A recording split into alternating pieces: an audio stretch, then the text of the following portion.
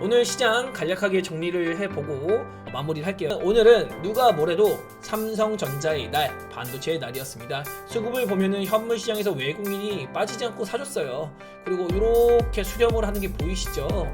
이거 오늘 밤에 FOMC가 있어서, 그리고 이거는 표면적인 명분이 될 수 있는 거고, 삼성전자에서 개미 털기가 일어나고 있는 겁니다. 어제는 갭 띄우고 눌렀고 오늘은 흔들흔들하면서 어제 고가까지, 그래서 요 밴딩에서 물량, 전 고점의 물량을 털어내고 있는 거다. 그래서 삼성전자에서만 지금 매물대가 엄청나게 나오고 있어요. 개인들이 많이 물렸던 가격, 특히 4달 동안 거래량이 지금의 가격단을 형성하고 있기 때문에 요 물량 뺏어서 삼성전자의 추가 랠리를 한번 볼 수 있는 거고, 코스닥에서는 개인 투자자가 잡아줬지만 실제로 개인 투자자가 잡아줬다라고 표현하기보다는 알테오젠의 라이센스 아웃에 대한 제로 소멸 이런 것들이나 아니면 HLB의 경계감 이런 것들이 팽배해서 바이오 쪽이 밀렸다. 근데 사실 매크로 지표만 보면 바이오가 밀릴 이유는 없었어요. 근데 우리 환율이나 아니면은 FOMC에서 금리나 기대감에 대한 불확실성, 그리고 HLB 이슈까지 모든 게 다 지금 내일과 모레를 가리키고 있습니다. 그래서 내일 일단 미국에서 금리나 기대감이 붙는지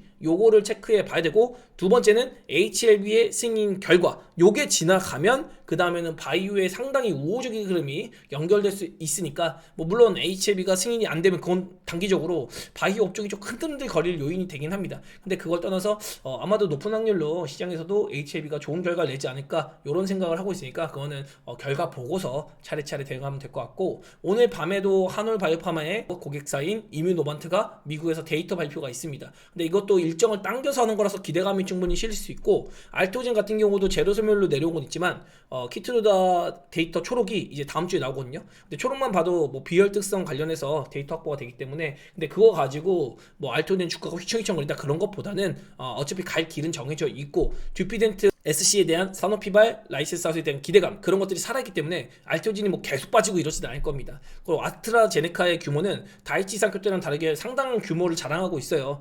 라이센스 아웃에 대한 성질도 좋거든요. 왜냐면은 임핀지 같은 경우는 이미 판매가 되고 있는 약품이기 때문에 SC용으로 변환해서 바로 그냥 내보내면 돼요.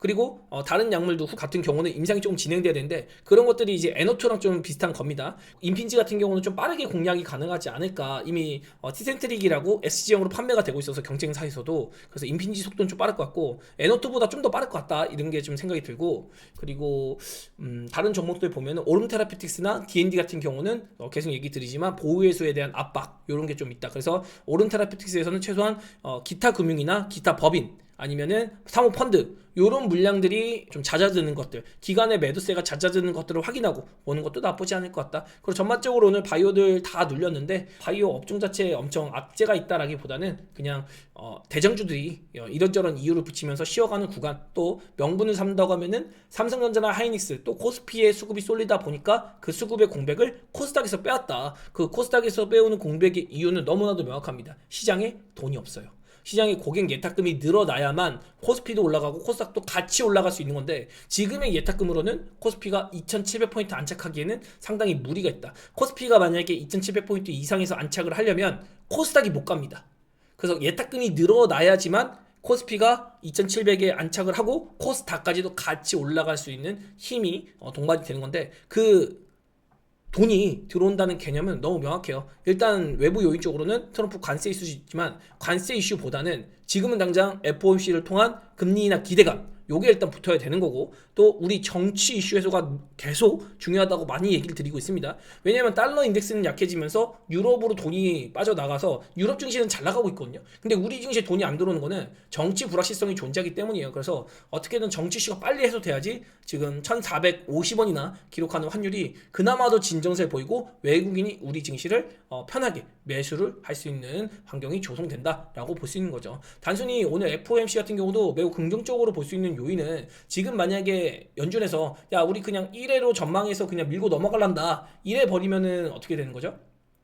트럼프는 다시 한번 날뛸 거예요. 트럼프가 다시 한번 날뛰면 당연히 경기 침체가 빠른 속도로 다가오게 됩니다. 그럼 미국 입장에서 불안이에요. 그래서 점도표 자체가 이게 파월 연준 의장 한 명의 생각으로 가는 게 아니기 때문에 최소한 2, 3회 정도는 나오지 않을까. 근데 이게 2, 3회가 아니라 3, 4회 정도로 나온다. 그러면 트럼프 대통령도 뒤에서 팔짱 끼고 흐뭇하게 웃을 거거든요. 그러면서 관세에 대한 발언을 좀 누그러들 수 있습니다. 어쨌든 금리를 낮추는 게 트럼프 대통령의 목적이니까요. 근데 그걸 연준이 짝짝꿍을 잘 맞춰준다. 그러면 오케이, 내가 원하는 방향대로 가고 있군. 좀 더 관세에 대해서는 제스처를 유화적으로 할 수 있는데 어차피 이것도 해봤자 2주짜리예요. 또 4월달 되면은 다시 한번 금리 더 내려 하면서 압박하면서 관세 이슈는 다시 한번 불거질 겁니다. 그래서 4월까지는 관세 이슈를 우리가 생각을 해야 되지만 당장의 오늘은 FOMC 관리에 대해서는 그래도 기본적으로 시장에서는 상승에 대한 이런 기대를 하고 있는 것 같다. 그게 돈의 논리로 프로그램 그리고 현물에 들어오는 게 아마 그런 논리일 겁니다. 당연히 금리 전망이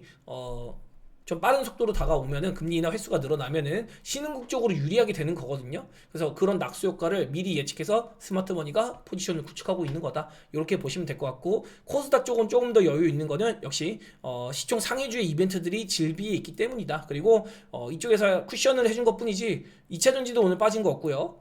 바이오 쪽에서 쿠션을 해준 것 뿐이지 2차전지 쪽에서도 그냥 무난했고요. 그리고 반도체는 오늘 잘 올라와 줬거든요. 근데 이제 엔비디아 GTC에서 유리기판에 대한 언급, 액친 냉각에 대한 언급, 로봇에 대한 언급 요런 게 없다 보니까 이 녀석들이 오늘 못 갔는데 오늘 밤에는 휴머노이드 로봇의 섹션이 열리거든요. 그래서 요거 로봇주는 내일 한번 봐야 돼. 오늘이 아니라 내일에 더 포커스를 맞춰야 될 것 같다. 그리고 최근에 강했던 트럼프 트레이드가 조금 약해지는 모습이 보이죠. 그래서 시장에서 삼성전자나 하이닉스가 이렇게 힘을 써버리면은 그동안 주도를 했던 방산이나 뭐 조선 이런 전력 전선 이런 쪽이 조금 누그러들 수가 있습니다. 이게 하이닉스가 강세를 보일 때랑은 조금 색깔이 달라요. 하이닉스가 강세를 보일 때랑은 조금 무게감이 다르기 때문에 삼성전자가 움직이는 거는 전체적으로 나 잘랐어 하고서 올라가는 그런 시세를 보이기가 상당히 쉽지 않다는 거. 그 기조가 오늘 나왔는데 하나그룹주가 한번 쉬어가는 모습, 조선주랑 같이. 그리고 포스코그룹 쪽이 좀 올라오는 모습 보이거든요. 그러니까 가격적으로 봐도 포스코그룹주가 훨씬 유리한 위치단에 있는 것도 있고 트럼프와 관련해서 알래스카 강간 관련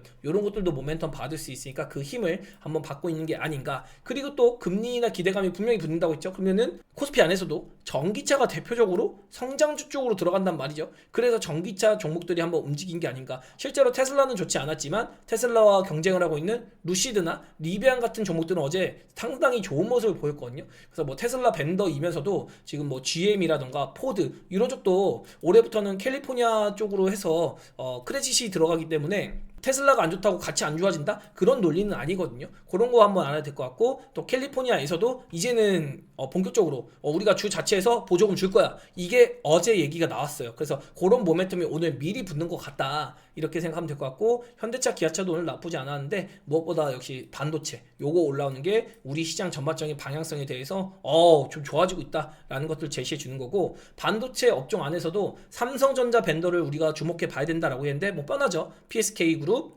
유진테크, 월덱스, 뭐 워닝 IPS도 올라가는 것 같지만 뭐 엄청 세지 않았고 근데 사실 워닝 IPS 같은 경우는 오늘 아침에 워닝 머티리얼즈의 목표 주가가 42,000원짜리가 나왔어요. 그래서 오늘은 워닝그룹 쪽에서는 워닝 머티리얼즈 요쪽 특수가스 관련 소재 쪽으로 동치세미칸과 함께 강세를 보인 거고 그리고 이노메트리가 유리기판 테마로 좀 한번 잡혔고 그 밖에는 원래는 뭐 AG 테크놀로지 이런 것도 이제 삼성 밴더인데 오늘 좀 약세를 보였고 그 밖에 뭐 한양 디지텍, 엑시콘, DIT 뭐 오킨스는 오늘 안 올랐네.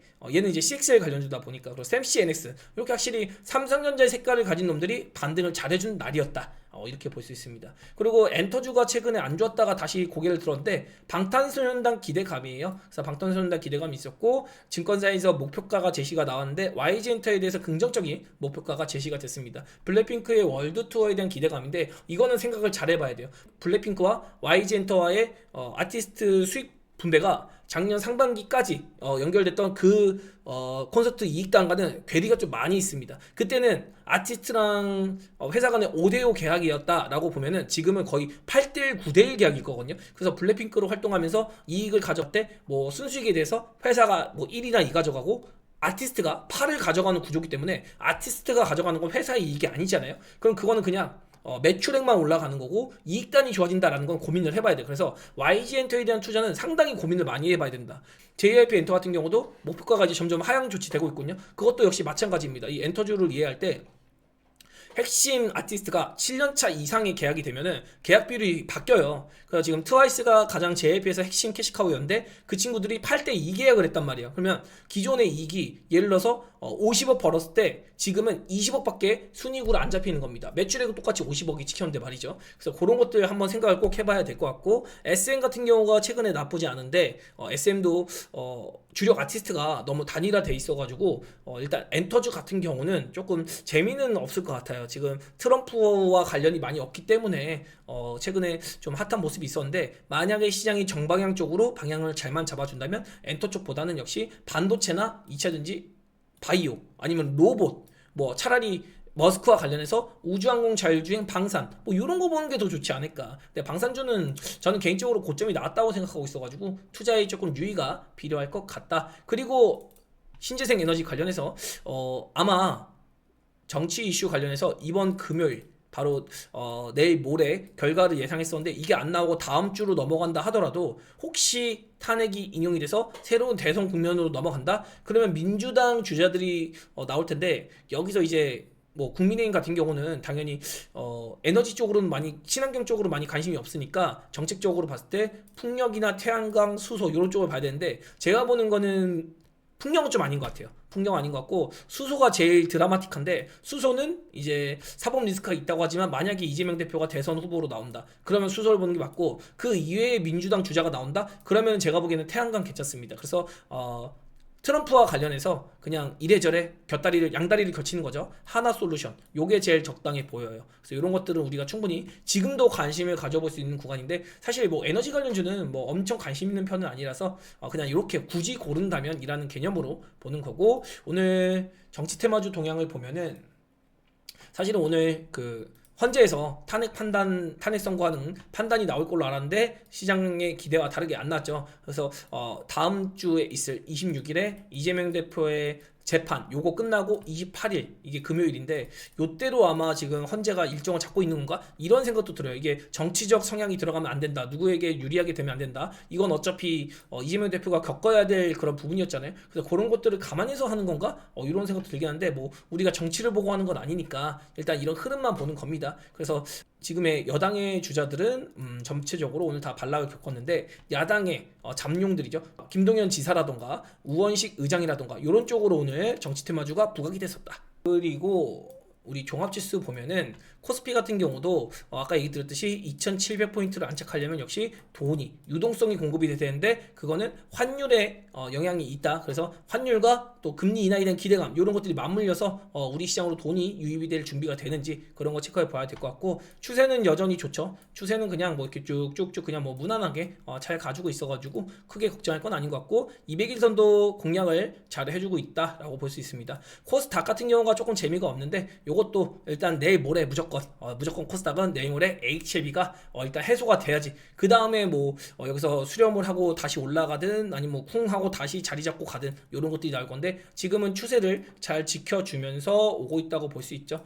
추세 잘 지켜주고 오고 있으니까 여기 또 라인 잡혀 있잖아요. 요 라인을 잘 지켜주고 있다, 뭐 요 정도로 생각을 해보면 될 것 같아요. 그래서 일단 미국 시장이 우리 시장보다 상당히 좀 지지부진한 모습 보이고 있는데, 이것도 얘기 드렸듯이 이렇게 찌그덕 아니면은 여기서 혹시 반등이 한번 더 나오더라도, 제가 보는 거는 18,400포인트 여기까지 올 것 같은데, 오더라도 한번 더 내려칠 수 있어요. 그럼 우리 시장이 전고점까지, 우리 시장 기준으로 전고점까지 왔다가 내려칠 수 있거든요. 그래서 이런 것들은 오히려 미국 시장의 흔들림을 이용해서 우리 시장이 저점을 높여가는 시간을 만들 수 있어요. 우리는 여기까지 올라와서 이렇게 눌리는데, 미국은 바닥권에서 이렇게 올리고 이렇게 내려올 수 있는 거예요. 그래서 이런 차이가 생길 수 있다는 거. 그래서 이 정도로 오늘 마감을 한번 얘기해 보면 될 것 같습니다.